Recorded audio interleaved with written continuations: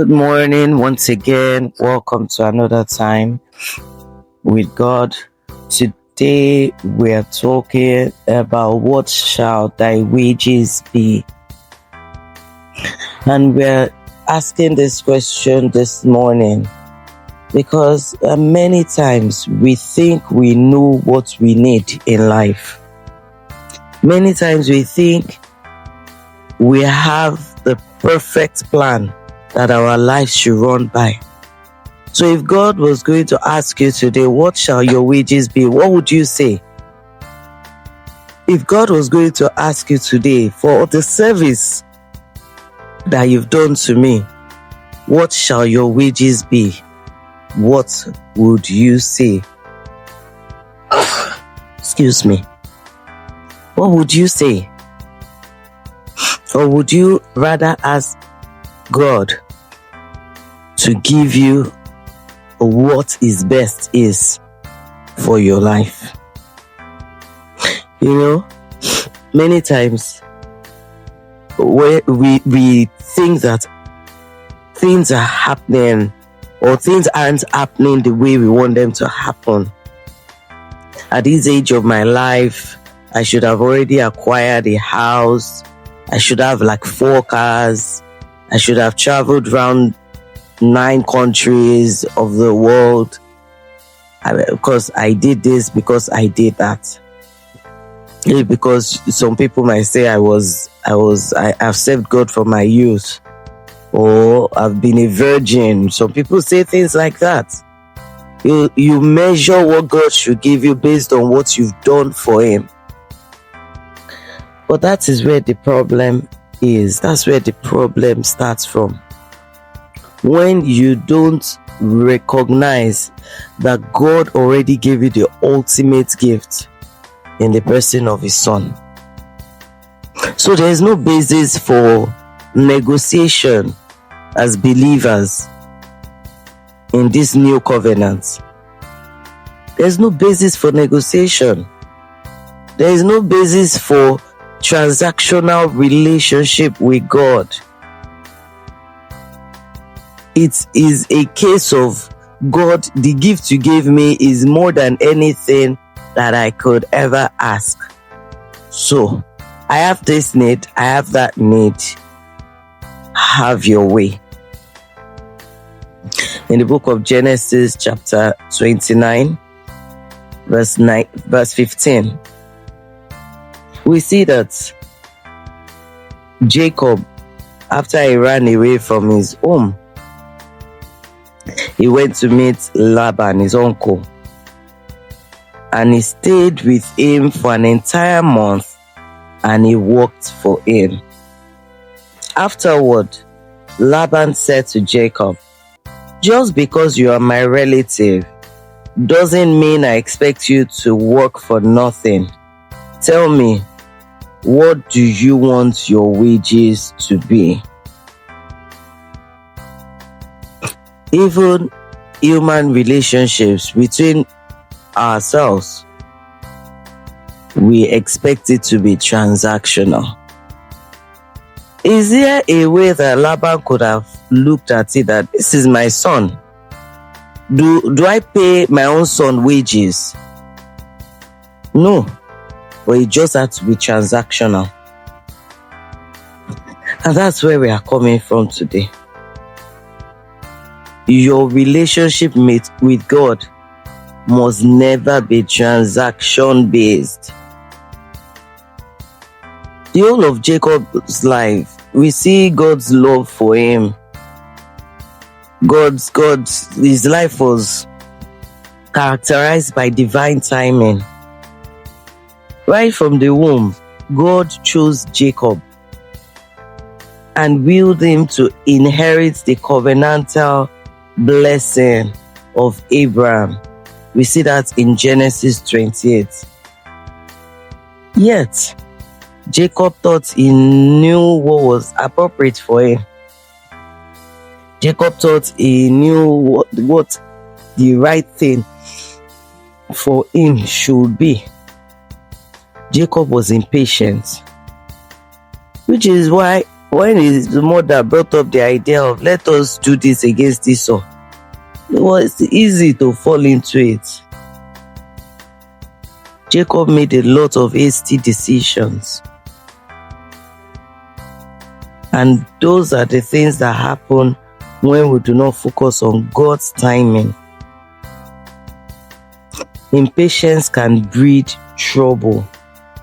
As seen when Abraham fathered Ishmael instead of waiting for Isaac. I started this conversation by saying, many times we think we know what we want, what is best for us. Many times we think if God hasn't done this by now, it is because this isn't working, or it's because I'm not hearing well, so let me do something else. God knows what we need. He knows what is appropriate for us at each time. And the moment we allow impatience to take over, then we begin to fall into diverse troubles. Abraham was supposed to be waiting for God. But just that minute of, okay, I think I know what I need other than this silence I'm getting from God. He stepped out and brought Ishmael. Generations down the line, Ishmael, the seed of Ishmael, is still causing trouble today. True blessings is spiritual and intrinsic. It is not determined by external circumstances. It is not the thing that you are doing right now that determines if God's blessings that He has proposed for you will come to pass now or not. If God has said He will do this for you, all you just have to do is wait for the fulfillment of the word. Even when Jacob was on the way and he said, oh, let me sleep here, he used stone for pillows. Yet on that stone he had encounter. Some of us will sleep on 5-star bed, no connection, no encounter. Jacob slept on stone, pillow made with stone on the ground, and he had encounter. That shows that God's blessing, it transcends physical conditions. God's blessing is not a function of what things you have in terms of material possession. God's blessing is not a respecter of situations or positions of life. God's favor follows us wherever we go, and it manifests in due time. It's not dependent on our effort or current situations. You know, when God chose Jacob, He said, Jacob have I loved, and Esau have I hated. God chose Jacob before Jacob could even exist to do anything. So if God has determined and proposed what He will do for you, it's not dependent on your efforts or current situations. Yes, alignment is important, because you can be destined for greatness and end up a mediocre. It was the wisest man in the Bible, at that time, Solomon, that said, I've seen an aberration, where princes are walking on foot and servants are riding horses. That's what happens when there is no alignment. So despite the fact that God said, I will bless you, I will do this, I will do that, if you do not align with him, you can lose the things that he has said. I'm trying to make a balance to this. Because while we say what God has destined for you is destined for you, we need to also let you know that there's a part to play in the whole scheme of things. You cannot hold God responsible for what is your responsibility. God is too faithful to fail. He will play his parts. Are you playing your parts? Many of us pray, God, give me food. God, give me this. And then we are expecting God to help us to eat it. God, help me to eat it. God, help me to chew it. God, help me to digest it. God, help me, my body to eat. Which one is your own responsibility in the whole in the whole scheme of things? If you do not align with the things that God has in plan for you, you can lose them. Psalm 1 reminds us that spiritual alignment is the foundation for blessing, which will later be reproduced in the physical realm. There are consecrations that some of us have to play as part of our alignment. Samson was destined of God to begin the deliverance for the children of Israel. His part to play was simple. Don't go near any dead thing. Don't drink wine. And avoid women palaver. Samson did not play his part. The first time we saw him taking honey from the bone of a dead ass. We saw him walking in the vineyard. Of course, he started drinking from there and eventually ended on the laps of Delilah. The 3 women that Samson loved were non-Israelites. Or at least the 3 women he had affairs with. Married one. They were non-Israelites. And that was what led to him losing his eyes. Despite the great promise that God put on him, was a promised child, a child of encounter. Lack of alignment cost him his place in God. God personalizes his relationship with each of us. Samson's own was, don't cut your hair. Another person's own did not have anything to do with his hair. Joseph was, don't defile your body. And every one of us have specific consecrations that we cannot do and then come back and tell God, I'm sorry. Samson came back to repent, but he lost his eyes. God personalizes his relationship with each of us. Just as he called Jacob his beloved and Jesus his son, he desires that our service and faithfulness are not in vain. So when God asks, what shall your wages be? He's giving us the freedom to define our request according to his will. It's just a situation where you ask your child, what do you want me to get for you? Instead of the child to say, Daddy, get me that one that you want, you now start saying, I want chewing gum, I want sweet. Whereas the father was thinking of a school bag.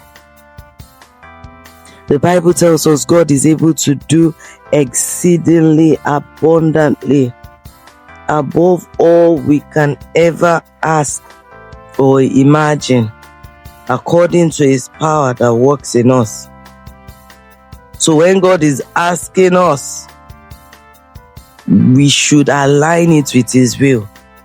God, I know I need this, I need that, I need this, but let your will be done. Give me the best from your heart for me this season. Our prayers and desires can be presented boldly, knowing that he's a rewarder of those who diligently seek him. Patience, alignment with God, and clarity of heart desires are essential. By waiting on his timing and understanding the spiritual dimension of blessing, we ensure that what we receive is lasting, fulfilling, and aligned with God's plans for our lives. Remember, if it doesn't align with God's plan, you don't want it. If it doesn't come from the heart of God, you don't want to be there. The Bible tells us of the good, the acceptable, and the perfect will of God. We must constantly be chasing the perfect will of God. No matter how clear you are in terms of these are my desires, you can never be wiser than God himself. So be patient for God's timing. Avoid forcing outcomes through impatience or shortcuts. When you begin to struggle so much to achieve something, it might be a sign for you to step back and pause. Be patient. Recognize that true blessing is spiritual and internal. External conditions do not define how blessed you are. Clarify your heart's desires and present them boldly to God, knowing He is a rewarder of those who diligently seek Him. But remember, it must be aligned with God's will. So as builders, we are called to serve God faithfully, patiently, and strategically, aligning our desires with His plans. We must understand the spiritual foundation of blessings and guard our heart's intentions. Be true to yourself always. Why do you want that thing you're requesting for? Is it because your neighbor just got a car and you feel you need a new car so that you can make a statement? Are you trying to satisfy an ego that is running amok? Are you trying to impress people? You must guard your heart's intention. Be true to yourself. And we must do all that to ensure that our service, our achievements, and our rewards are fruitful and lasting. Remember that when you go out of the way to bring about the execution of some things, you are building sorrow for generations unborn. If only Esau knew that by selling his birthright, he was going to lose something he couldn't recover, he wouldn't have done it. That moment of hunger, desire, he would have been patient. If Joseph had given in to temptation, he would have lost his eventual position as Prime Minister of Egypt. What if Mary had said she couldn't wait anymore and had gone out to do things that she wasn't supposed to do, she would have lost the opportunity to be the mother of the Messiah. Audit your desires. When that situation is pushing you, it's looking like I can't wait, audit it. Is there something God is trying to say to you? Patience. Patience is very important,